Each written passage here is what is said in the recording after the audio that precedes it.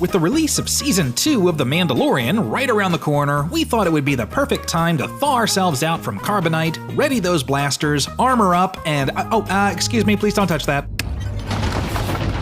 Here's your IMDb cheat sheet for Season 1 of The Mandalorian. Set 5 years after Return of the Jedi, we meet the Mandalorian, a feared and respected bounty hunter with no name who always gets his man. I can bring you in warm, or I can bring you in cold. And he really, really likes putting people in carbonite. Mando gets word from Greef Karga that a high-paying client and former Empire general is looking for a mysterious 50-year-old bounty who can be brought back dead or alive. Bounty hunting is a complicated profession. To sweeten the deal, they offer a bar of Beskar steel, which is sacred to the Mandalorians, who were forced into hiding because of the Empire. And those bars can be melted down to make highly durable body armor, thanks to the armorer. Mando tracks down the target on a planet where he also meets the wise Ugnaught Queel, a former Imperial indentured servant who also has his own catchphrase. I have spoken. And just so happens to be voiced by People Magazine's 1992 Sexiest Man Alive, Nick Nolte. They locate the target in a heavily defended encampment. With the help of the extremely flexible bounty hunter droid, IG-11, they clear out the base and finally discover that bounty. An adorable little child that looks a lot like Yoda. The asset was to be terminated.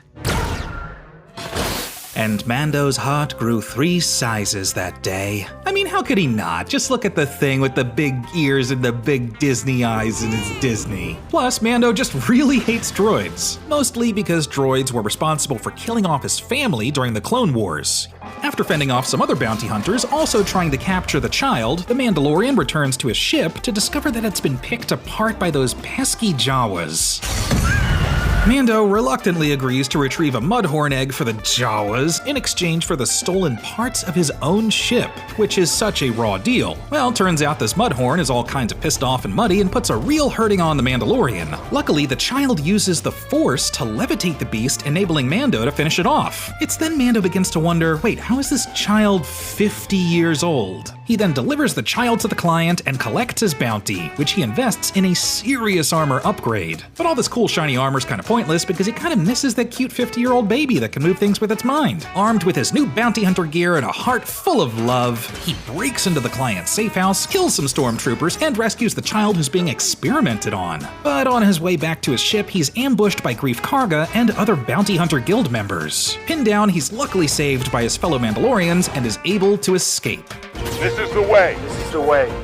Mando and the child go full-blown lone wolf and cub to find sanctuary on the relatively quiet planet of Sorgan, but he's attacked by ex-rebel shock trooper Cara Dune as the child casually watches, becoming the dankest of memes. Cara and Mando make a truce and are hired to protect a farming village from a band of raiders and an AT-ST. Mando reveals some backstory to Omera, a widowed mother at the village, that no living being has seen him without his helmet since he was an orphaned foundling taken in and trained by the Mandalorians. And you know, this little village seems like a perfect safe spot to leave the child, but it totally isn't because bounty hunters. Then they'll keep coming. So after taking some damage in a spaceship dogfight, Mando emergency lands on Tatooine for a quick repair. He leaves the child with this stranger with candy and heads over to the Mos Eisley Cantina, best known for that one time that smuggler guy clearly shot first. Sitting in a familiar spot, the arrogant Toro Calican convinces Mando to help capture a high-reward elite bounty. Mando kinda figures, it's a trap, but agrees to help anyway. I mean, hey, ship repairs and babysitting ain't cheap. Naturally, Toro turns on Mando after he learns the bounty on him and the child is way higher. But Toro's a scrub and Mando easily shoots him and saves the child. Later, the Mandalorian receives word from former partner Ran Mulk about some bounty work, teaming up with some seriously questionable allies, like this guy with 3 guns, devil alien guy who's big and strong, bug-looking droid, and the knife-twirling Xi'an, who has a little history with Mando. Nice to see you too.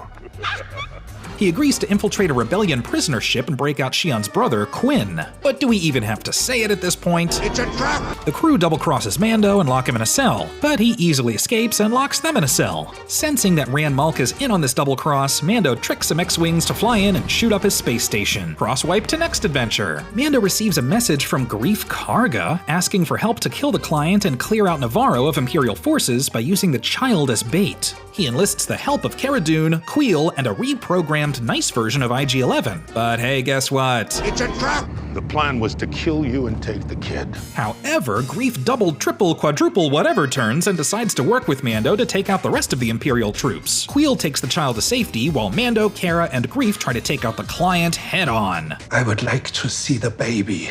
Unfortunately, super bad guy Moff Gideon totally saw that coming after already capturing the child and killing Queel. Hey, that's sad. Moff and his army of stormtroopers shoot up the bar, killing the client, trapping our heroes inside, and Moff reveals Mando's real name. The decommissioned Mandalorian hunter, Din Djarin. Luckily, the child is saved by Nurse IG-11, who puts a massive hurting on all those stormtroopers. Thankfully, stormtroopers have notoriously bad aim.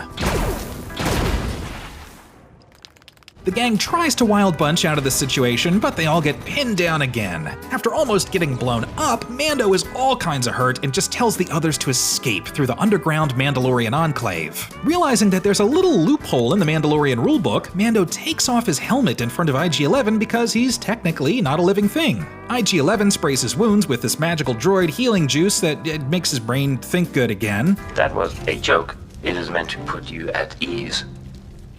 Mando catches up with the rest of the group to find out all of the other Mandalorians in the underground enclave have been wiped out, except for the armorer. She tells him about the Jedi and that it's his duty to protect the child. You expect me to search the galaxy for the home of this creature and deliver it to a race of enemy sorcerers? She also gives him a sweet jetpack and carves some fat lines into his shoulder. They go on a lava boat ride where IG-11 sacrifices himself for the safety of the child and the group. And Mando can fully relate to young John Connor now.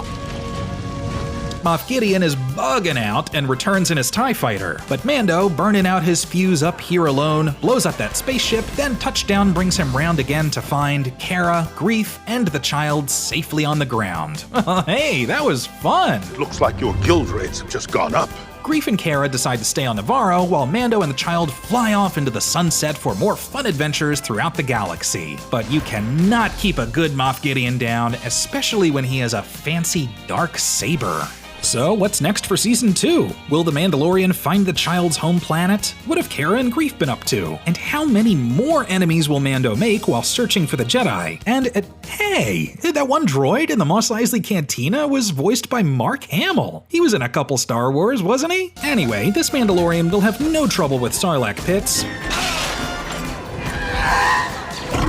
Or anything else for that matter, because after his adventures in Season 1, he has the greatest tool in all the galaxy. Nah, not love. A force-wielding super baby. Do the magic hand thing! Isn't he just adorable?